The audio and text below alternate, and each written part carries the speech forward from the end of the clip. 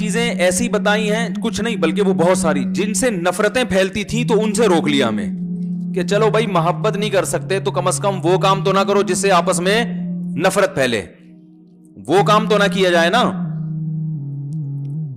میں سمجھا پا رہا ہوں اپنی بات؟ بھائی آپ محبت کو فروغ نہیں دے سکتے, لیکن نفرت کو تو بھائی سلام نہیں کر سکتے, گالی دیتے ہوئے تو نہ گزرو. اب آپ کو سلام کے لیے تو آپ کچھ سمجھ میں نہیں آ رہا کہ میں ایسے کیوں سلام کروں, تو بھائی چپکے سے گزر جاؤ, نہ اس سے محبت پیدا ہوگی نہ نفرت. لیکن آپ گزرتے ہوئے گالی دیتے ہوئے جا رہے ہیں بھائی, بڑبڑاتے ہوئے جا رہے ہیں, وہ یہ سمجھ رہا ہے مجھے کچھ کہہ رہا ہے یہ, ٹھیک ہے نا, بڑبڑاتے ہوئے گزر گئے, الو بولا الو کا اور نکل گئے آگے. اب وہ سمجھ رہا ہے شاید جملہ ادھورا رہ گیا ان کا, تو مجھے کہہ رہے تھے وہ اس سے کیا ہوگا, بدگمانی پھیلے گی, نفرت پھیلے گی. تو آپ صلی اللہ علیہ وسلم نے اس کام سے بھی منع کیا جس سے آپس میں نفرت پھیلتی ہے, اور قرآن میں تو اس کو بہت وضاحت سے اللہ نے بیان کیا ہے. لیکن افسوس ہمیں اس پر ہے کہ جن چیزوں کو قرآن نے اتنی ڈیٹیل میں بیان کر دیا ہم اس پر بھی عمل نہیں کرتے. مثلاً سورہ حجرات میں تو پوری سورہ حجرات ہے ہی اسی پر, سارے وہ احکام بیان کیے گئے ہیں جن سے آپس میں نفرت پھیلتی ہے. پہلا حکم اللہ نے دیا, لا ترفعوا اصواتکم فوق صوت النبی, نبی کی آواز سے اپنی آواز کو اونچا مت کرو. آپ کو پتا ہے میں نے کئی دفعہ یہ بیان کیا ہے کہ قرآن جزیات کے ضمن میں اصول بیان کرتا ہے. یعنی یہ ایک جزیہ کہ نبی کی آواز سے اونچی آواز نہ کرو, تو مراد کیا ہے, کیوں نبی صلی اللہ علیہ وسلم تمہیں دین سکھا رہے ہیں نا, ان کا مقام ان کا رتبہ بڑا ہے, تو جس کا بھی رتبہ معاشرے میں بڑا ہو, جو بھی دین سکھا رہا ہو, علم کی طرف منسوب ہو, اس کے مقابلے میں اپنی آواز اونچی مت کرو. آواز اونچی کا مطلب کیا, بدتمیزی مت کرو اس کے ساتھ. اب جو علماء کے خلاف غلیظ کمنٹس اور گالیاں لکھ رہے ہوتے ہیں, وہ اس آیت کی دھریاں اڑا رہے ہیں کہ نہیں اڑا رہے؟ اس سے تو نفرت پھیلے گی نا معاشرے میں.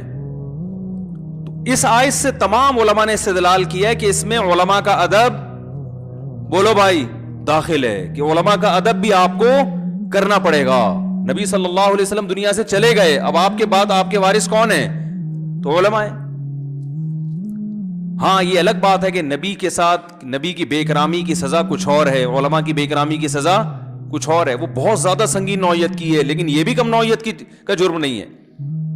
اور اللہ نے ہمیں کیا حکم دیا جس سے نفرتیں پھیلتی ہیں؟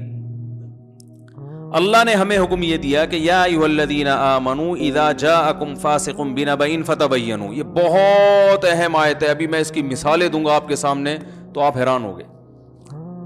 جب بھی کوئی خبر آئے نا, فتبینوا, تحقیق کر لیا کرو. کیا کر لیا کرو؟ تحقیق. جب تک اچھی طرح تحقیق نہ ہو جائے وہ خبر معاشرے میں مت پھیلاؤ. اگر میں قسم اٹھا کے کہوں نا کہ اس وقت جتنی لڑائیاں پھڈے جھگڑے آپس میں ہو رہے ہیں, چاہے وہ سوشل میڈیا پہ ایک دوسرے کو گالیاں دی جا رہی ہوں یا ویسے نجی محفلوں میں, ان کی بڑی وجہ یہ ہوتی ہے کہ ہمیں کسی کے بارے میں کوئی خبر پتہ چلتی ہے اور ہم پوری طرح تصدیق کیے بغیر آگے اس کو نقل کر دیتے ہیں. صحت کے حوالے سے چاہے وہ خبر ہو, کسی سیاسی لیڈر کے حوالے سے ہو, فوج کے حوالے سے ہو, ایجنسی کے حوالے سے ہو, اپوزیشن کے حوالے سے ہو, کسی عالم کے حوالے سے ہو, کسی بھی شخص کے حوالے سے ہو, پوری طرح تحقیق نہیں ہوتی اور وہ خبر مارکیٹ میں پھیل جاتی ہے. یہ تو اتنا زیادہ ہو رہا ہے, اتنا زیادہ ہو رہا ہے جس کی انتہا نہیں ہے.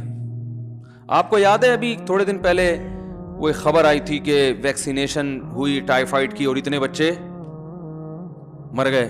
یہ خبر پھیلی تھی نا, وہ ایسی خبر پھیلی ہے کہ میں نے بھی اپنے بچوں کو پھر وہ ویکسینیشن ٹائیفائڈ کی نہیں کروائی. میں نے کہا بھائی, تو مجھے خیال ہوا کہ قرآن میں اللہ تعالیٰ کا ارشاد ہے کہ جب بھی کسی خبر کی تحقیق کرنی ہو تو اس کے اہل سے کیا کرو.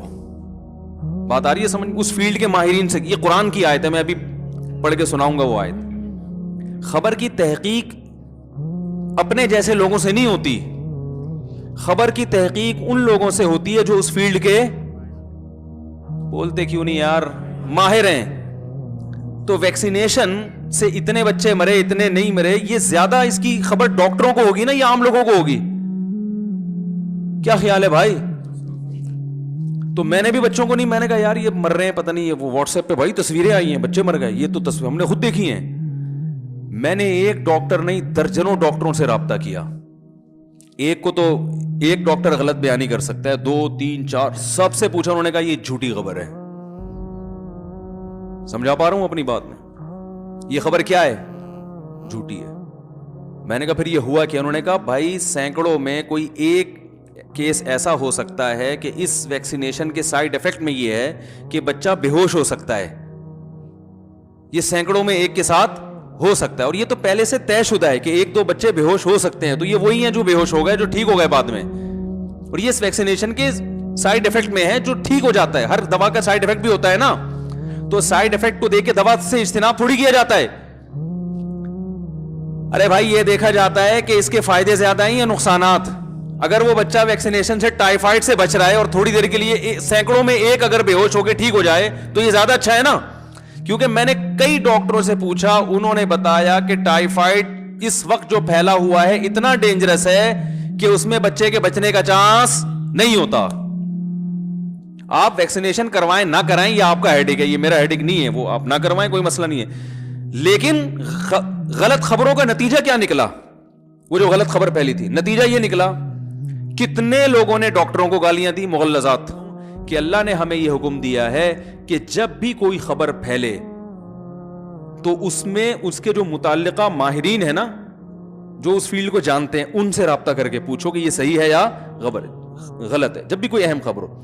قرآن میں اللہ تعالیٰ کا ارشاد ہے وَإِذَا جَاءَهُمْ أَمْرٌ مِّنَ الْأَمْنِ أَوِ الْخَوْفِ أَذَاعُوا بِهِ, جب بھی ان کو امن یا خوف کی کوئی خبر آتی ہے بلا تصدیق آگے پھیلا دیتے ہیں. وَلَوْ رَدُّوهُ إِلَى الرَّسُولِ وَإِلَىٰ أُولِي الْأَمْرِ مِنْهُمْ, اگر یہ محمد صلی اللہ علیہ وسلم کی طرف لوٹاتے یا اولو الامر کی طرف لوٹاتے. اولو الامر کہتے ہیں حاکم کو بھی, اور کسی بھی معاملے میں جو اس فیلڈ کا ماہر ہوتا ہے اس پر بھی اولو الامر کا اطلاق ہوتا ہے, یعنی اس کے ماہرین کو لوٹا دیا کرتے.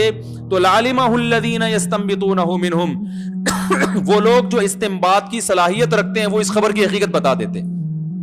استنباط عربی میں کہتے ہیں کنویں سے پانی نکالنا نا, ڈول سے, تو خبر کی گہرائی میں گھس کے اس کی حقیقت کو نکالنا. سمجھ رہے ہیں؟ تو ہر قسم کی جو خبر ہے جو بھی اہم ہو, تو اس آیت سے ہمیں پتہ چلتا ہے کہ کچھ لوگ ایسے ہوتے ہیں جو گہرائی میں گھس کے اس کی حقیقت عوام کے سامنے لا کے رکھ دیتے ہیں, اور کچھ ہوتے ہیں جو اوپر سے غور کرتے ہیں اور اس کی حقیقت تک نہیں پہنچتے. تو میں یہ عرض کر رہا تھا کہ چاہے حدیث ہو, چاہے میڈیکل سائنس کی کوئی خبر ہو, چاہے سیاست کی کوئی خبر ہو, یا ملک میں کوئی ایسی خبر ہو کہ یہ ہونے والا ہے, تو وہ خبر ہمیشہ متعلقہ امور کے جو ماہرین ہیں ان تک لوٹائی جائے گی, ان سے ریسرچ کی جائے گی. آپ بتائیں ڈاکٹر صاحب, یہ جو گردوں کے بارے میں خبر آئی ہے کہ انسان کے 3 گردے ہوتے ہیں اور واٹس ایپ پہ بڑی گھوم رہی ہے, آپ اس سے متفق ہیں یا نہیں ہے؟ ٹھیک ہے نا, ٹھیک ہے. اور فلاں جو خبر آئی ہے کہ کوئی حکمت سے متعلق ہو تو کسی بڑے حکیم سے پوچھا جائے, یا سیاست سے متعلق ہو تو جو سیاسی امور کے ماہرین ہیں ان سے پوچھا جائے. تو جس کسی شخصیت سے متعلق خبر ہو تو اس شخصیت سے پوچھا جائے, اس شخص سے پوچھا جائے کہ آپ خود اس بارے میں کیا کہتے ہیں, آپ نے ایسا کہا ہے. کسی ادارے کا فتویٰ ہو تو اس ادارے سے پوچھا جائے کہ آپ نے واقعی ایسا فتویٰ دیا بھی ہے یا نہیں دیا.